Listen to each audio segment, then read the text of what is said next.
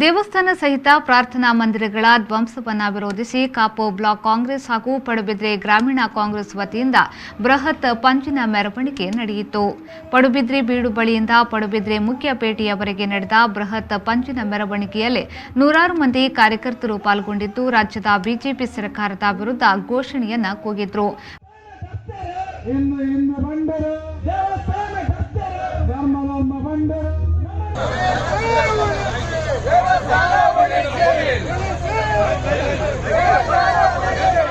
ಬಳಿಕ ಪಡುಬಿದ್ರಿ ಪೇಟೆಯಲ್ಲಿ ಸೇರಿದ ಸಭೆಯನ್ನು ಉದ್ದೇಶಿಸಿ ಮಾತನಾಡಿದ ನ್ಯಾಯವಾದಿ ಎಂಜಿ ಹೆಗ್ಡೆಯವರು ಧಾರ್ಮಿಕತೆ ಹೆಸರಲ್ಲಿ ಹಿಂದೂಗಳನ್ನು ವಂಚಿಸಿ ಹಿಂದೂಗಳ ಮತ ಪಡೆದು ಗದ್ದುಗೇರಿದ ರಾಜ್ಯ ಸರ್ಕಾರ ಇದೀಗ ಹಿಂದೂ ದೇವಸ್ಥಾನಗಳನ್ನು ಧ್ವಂಸಗೊಳಿಸುವ ಮೂಲಕ ತನ್ನ ನೈಜ ಬಣ್ಣ ಅನಾವರಣಗೊಳಿಸಿದೆ.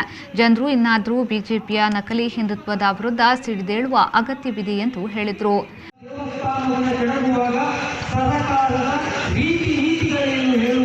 ಸಾಮಾನ್ಯ ಜನರಿಗೂ ಗೊತ್ತಿದೆ.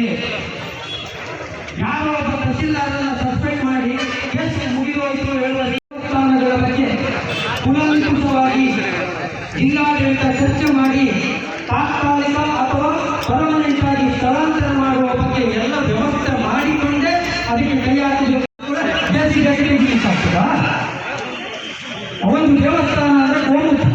ನೀವು ಪೊಲೀಸರು ಇಲ್ಲಿಯ ಅಧಿಕಾರಿಗಳನ್ನ ಕೇಳಿ ಅದನ್ನು ಸೂಕ್ಷ್ಮವಾಗಿ ಸಭೆ ಸೇರಿದ ಮೇಲೆ ಸ್ಥಳೀಯ ಜನಪ್ರತಿನಿಧಿಗಳಿಗೆ ಹೇಳಬೇಕು. ಅದಿಂದಲೂ ಮಂಗಳೂರಿನಲ್ಲಿ ಎಲ್ಲ ಮಾಡ್ತಾರಲ್ಲ, ನಗರದಲ್ಲಿ ಟೈಗರ್ ಅಂತೇಳಿ ಗೂಡಂಗಡಿಗಳನ್ನ ಬೀದಿ ಬದಿ ವ್ಯಾಪಾರಿಗಳನ್ನ ಎತ್ತಿಕೊಂಡು ಹೋಗುವ ಏನು ನಿಮ್ಮ ಟೈಗರ್ ಕಾರ್ಯ ದೇವಸ್ಥಾನದ ತೆಗೆದು. ಮಾಜಿ ಸಚಿವ ವಿನಯ್ ಕುಮಾರ್ ಸೊರಕೆಯವರು ಮಾತನಾಡಿ, ಯಾವುದೇ ಶಾಸಕ ತನ್ನ ವ್ಯಾಪ್ತಿಯ ಪೊಲೀಸ್ ಠಾಣೆಗಳಿಂದ ತಿಂಗಳು ಹಣದ ಬೇಡಿಕೆ ಇಟ್ಟರೆ ಆ ಪೊಲೀಸ್ ಠಾಣೆಗಳಿಂದ ನಾವು ಎಷ್ಟರ ಮಟ್ಟಿನ ನ್ಯಾಯಬದ್ಧ ಕಾನೂನು ರಕ್ಷಣೆಯನ್ನ ನಿರೀಕ್ಷಿಸಲು ಸಾಧ್ಯ? ಇಂತಹ ಕೆಟ್ಟ ಬೆಳವಣಿಗೆಯಿಂದಾಗಿ ಶಾಸಕರಿಗೆ ಹಣ ನೀಡಲು ನಿರಾಕರಿಸಿದ ಪಡುಬಿದ್ರಿ ಠಾಣಾ ಎಸ್ಐ ಸುಬ್ಬಣ್ಣ ಎಂಬ ದಕ್ಷ ಅಧಿಕಾರಿ ವರ್ಗಾವಣೆ ಎಂಬ ಶಿಕ್ಷೆಗೆ ಗುರಿಯಾಗಬೇಕಾಯಿತು ಎಂಬುದಾಗಿ ಆಕ್ರೋಶ ವ್ಯಕ್ತಪಡಿಸಿದ್ದಾರೆ. ದೇವರ ಹೆಸರಲ್ಲಿ ಓಟ್ ತೆಗೆದುಕೊಂಡು ಹೋಗಿ ಅಧಿಕಾರ ಸ್ಥಾನದಲ್ಲಿ ಕೂತಂತವರು ಇವತ್ತು ಈ ಪ್ರತಿಭಟನೆ ಮಾಡಬೇಕಾಗಿತ್ತು. ಆದರೆ ಅವರು ಯಾವುದೂ ಕೂಡ ಕದ್ದು ಮುಚ್ಚಿ ಒಂದು ಸ್ವರ ಕೂಡ ಅವರ ಬಾಯಿಂದ ಬರುವುದಿಲ್ಲ. ಇವತ್ತು ಈಗ ಈ ಕರ್ನಾಟಕ ರಾಜ್ಯದ ಮುಖ್ಯಮಂತ್ರಿಯಿಂದ ಹಿಡಿದು ಸಚಿವರುಗಳಿಂದ ಹಿಡಿದು ಇಲ್ಲಿಯ ರಾಜ್ಯದ ಅಧ್ಯಕ್ಷರಾದಂಥ ನಳಿನ್ ಕುಮಾರ್ ಕಟೀಲ್ ರವರಿಂದ ಹಿಡಿದು ಹಿಂದುತ್ವದ ಬಗ್ಗೆ ಪ್ರಾಣ ಕೊಡಲಿಕ್ಕೆ ತಯಾರಾಗಿದ್ದಂಥ ಎಲ್ಲ ಸಚಿವರುಗಳಿಂದ ಹಿಡಿದು ಒಬ್ಬರು ಕೂಡ ಅಷ್ಟೊಂದು ಪುರಾತನವಾದಂಥ ನಂಜನಗೂಡಿನ ಪುರಾತನವಾದಂಥ ದೇವಾಲಯವನ್ನು JCBಯಿಂದ ಕಿತ್ತು ಹಾಕಿ ದೇವರ ಪ್ರತಿಮೆಯನ್ನು ಮಾರ್ಗಕ್ಕೆ ಬಿಸಾಡಿದಂಥ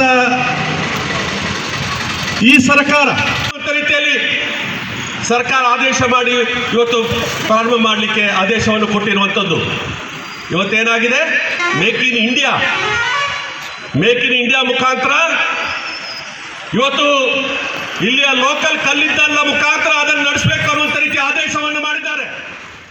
ಈ ಸಂದರ್ಭದಲ್ಲಿ ಕಾಂಗ್ರೆಸ್ ಪ್ರಮುಖರಾದ ಬೆಳಪು ದೇವಪ್ರಸಾದ್ ಶೆಟ್ಟಿ, ನವೀನ್ ಚಂದ್ರ ಸುವರ್ಣ, ನವೀನ್ ಚಂದ್ರ ಜೆ ಶೆಟ್ಟಿ, ದೀಪಕ್ ಕೋಟ್ಯಾನ್, ಇನ್ನ ಕರುಣಾಕರ್ ಪೂಜಾರಿ, ಗಣೇಶ್ ಕೋಟ್ಯಾನ್, ದಿನೇಶ್ ಕೋಟ್ಯಾನ್, ವೈ ಸುಕುಮಾರ್ ಮುಂತಾದವರು ಹಾಜರಿದ್ದರು.